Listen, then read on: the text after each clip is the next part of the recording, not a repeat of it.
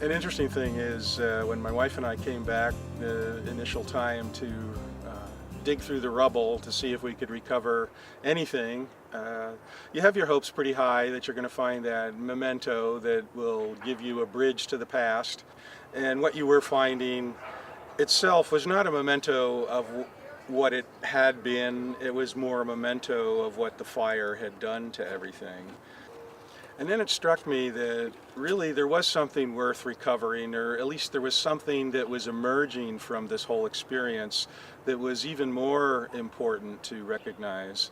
And that was this really heartfelt, deep connection between everyone that you would encounter in the community.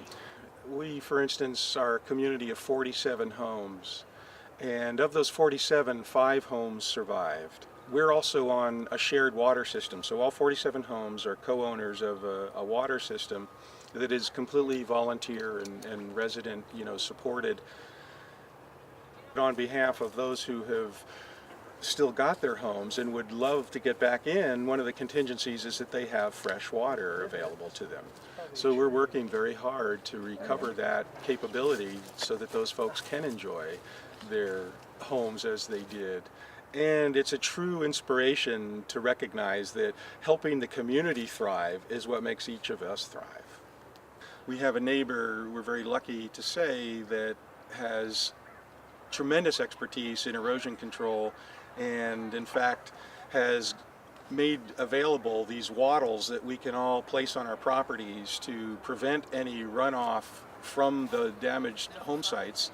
That's an awareness issue that had to be brought to the community. The rains were coming and there was a very immediate need to mitigate that potential down the road damage, because if we start letting the toxins flow into the streams and the creeks, we're damaging our environment for possibly decades in the future. One of the many questions is, what do I rebuild? What does it look like? How big is it? How will it feel? How will it function? I don't have the answers to that question yet, but I think there's so many things here that you can now put in front of you as opportunities.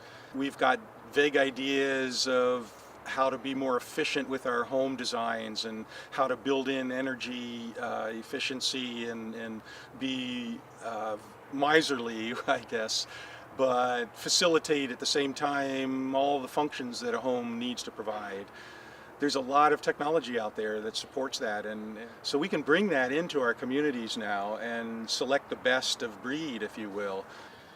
We could get very mired down in the tragedy of the event, and it's good to, I think, acknowledge that and to sit with it for the reality that it represents, but not to become overwhelmed because you cut yourself off from the magic that is happening here and the spirit that is generating in the rebuild process. It's very similar to finding the memento that's in the rubble, and it's wonderful to discover it, but then you do see that it's damaged beyond recognition, and it doesn't have the same significance. So you have to turn your attention to something that does have significance.